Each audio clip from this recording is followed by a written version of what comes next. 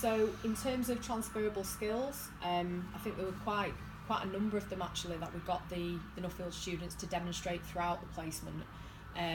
So for example, using SPSS initially and cleaning the data and doing tests there and then transferring it to SPSS to do further analysis, that's actually something that they conduct across different sectors and different workplaces, which is the norm. Yeah. And so rather than just giving them a clean data set in SPSS and then taking it from there, they're actually conducting the same process that they would out in the field or out in any industry. The fact that we gave them real data, so it's real life experience of what it would be like to be a research assistant. They're given dirty data, they have to clean it, they have to understand it, interpret it, find out why it was collected, and we went through all these different questions that they need to ask when they're given a piece of secondary data, because obviously they've not collected it, they don't know, what intentions or what questions were initially asked. They have to find that out and see whether it fits in with their personal research. Also, because the learning outcomes and because the programme of study was an adaptation of an existing first year unit called Wiki, they've been given an actual experience of learning at level 4. And so the fact that they've been able to exercise time management skills, they've been able to articulate what they've learned during a presentation, they've practiced things like reporting back, how to take constructive feedback on their work, but to take it positively and not to, take it personally. Yeah. They've taken it really well, and they've gone through using track changes. Some of them hadn't used track changes before, for example. How to present a report, what it looks like, how to structure it, how to be consistent and methodical in their approach to report writing. Those are all really important transferable skills.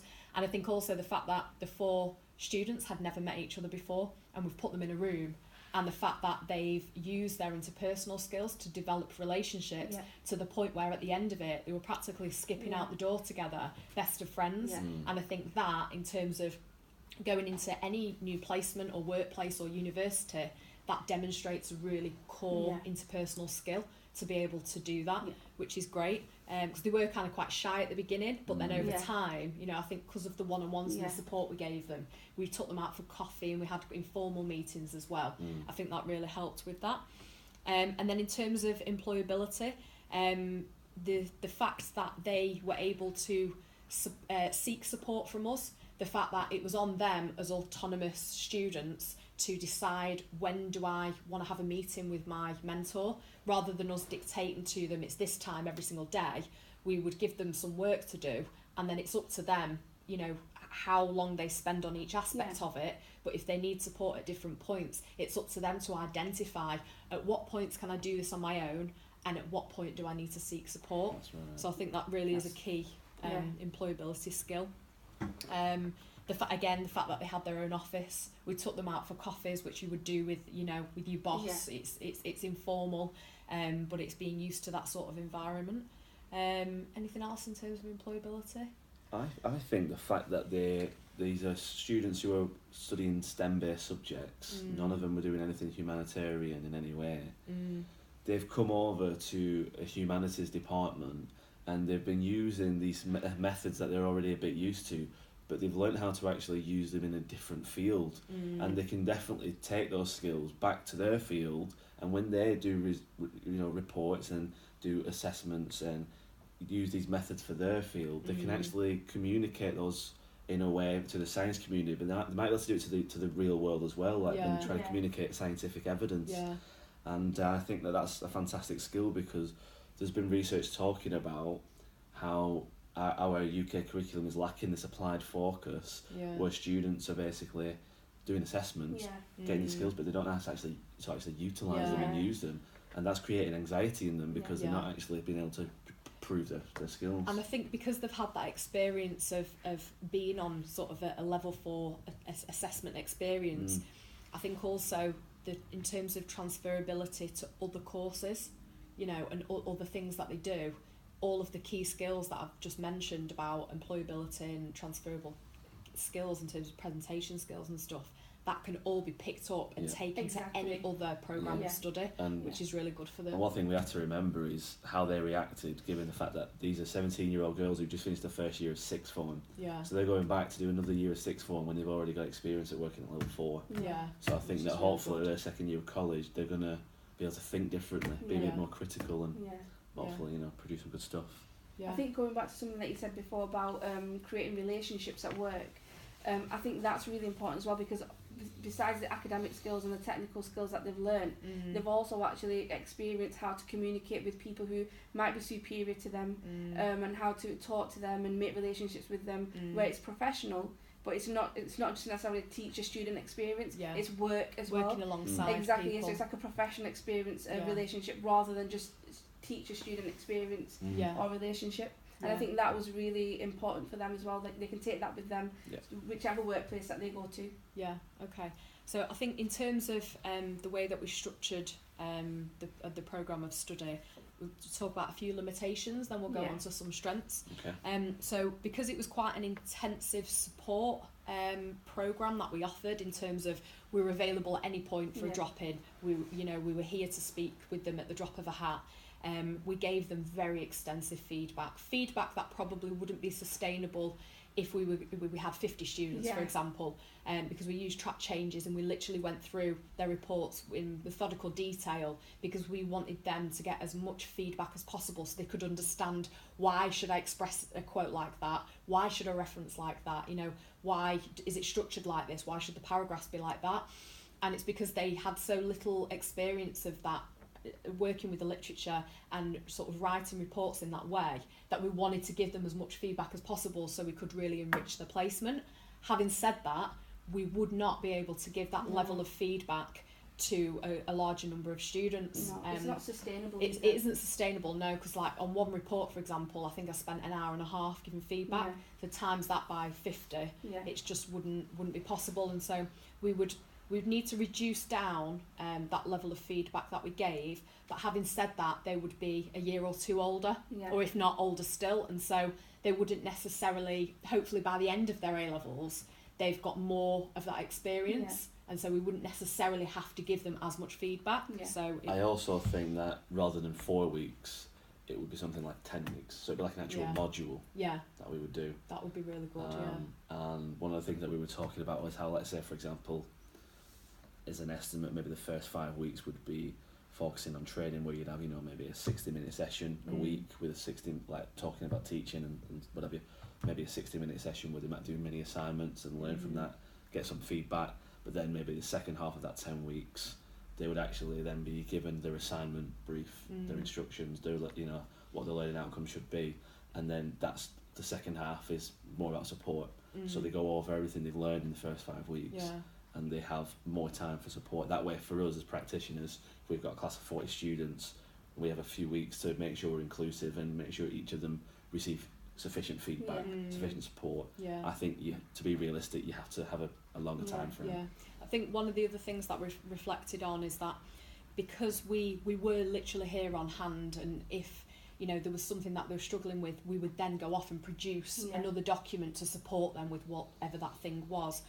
In hindsight, we possibly could have done a formative assessment right at the start of the placement, based on the learning outcomes and based on what we wanted them to do within the report, so that we could have ascertained right from the start, can they do a literature review, have they done one before, what's the type of level and type of standard that they've done that to, did they understand referencing, have they done a report, and to try and understand, have they done anything similar, and if not, then we would have sort of known that from the start, as opposed to each week we would learn something new. So I think that would have been possible potentially to give us more of a heads up, but also to give them a heads up of how long we're going to spend on each thing. So anything else for limitations? I think that kind of covers it. Yeah, I think so. Okay. So strengths, one of the key strengths that I thought the project had was the fact that it was very the opposite of what I've just been saying really. It was so tailored, and there was a really quick turnaround for support. So if the students sent us something, they'd have it back within an hour. and so Yeah. it didn't affect their ability to sort of Yeah. crack on, and it Mm. didn't hold them back at all. By you? I was thinking that the fact that when we provided them with the overview of the report, or if there was the daily tasks, we provided them with information of what's expected. I think that was a really good aspect of the placement, because they were able to then take away that and then decide themselves of how long they want to spend on each task, and how much, whether they want to go ahead or whether they want to do a different section. We gave them the opportunity to take control of their work and be able to have ownership of their work, and I think that was really important to their possibly to their experience, in my opinion. I think our decision to not grade and to have this consistent feedback approach in order to assess them at the end with a finalised report, I think was a really strong way of assessment. The reason I think that is because we could adapt to their learning needs, and that was through sometimes individual one-to-one meetings where we would work with them with certain issues, and then if there was an issue that they faced as a group, for example the literature review situation, we then designed a short task for them to complete, and that was all part of our whole assessment approach.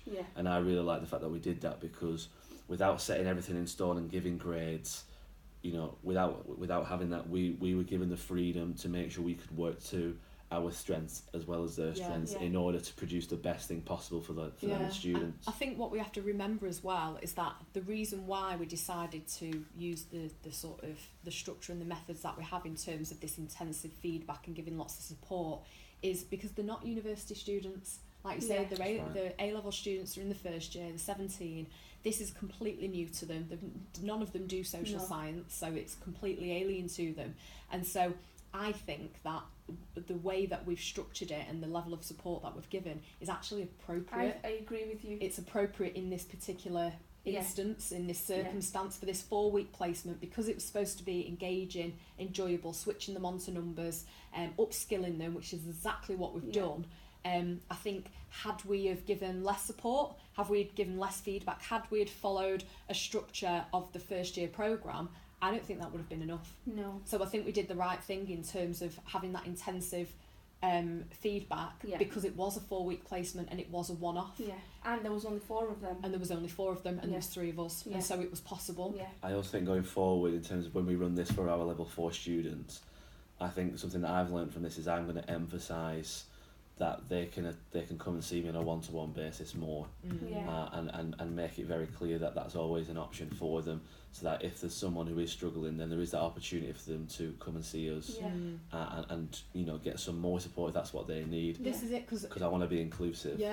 Being familiar as well with one particular member of staff, the fact that we each had our own students, obviously you had 2 and we had 1 each. I think building that relationship and, like you say, saying to them, you can come to me. They might not feel comfortable going to everyone, but it's making them understand that they can come to you, and if they're struggling, it's fine, don't worry, just come to me, we'll have a chat, and just make it really sort of inviting for them, and that they're not going to panic, think, oh God, I don't want them to think I don't know what I'm doing.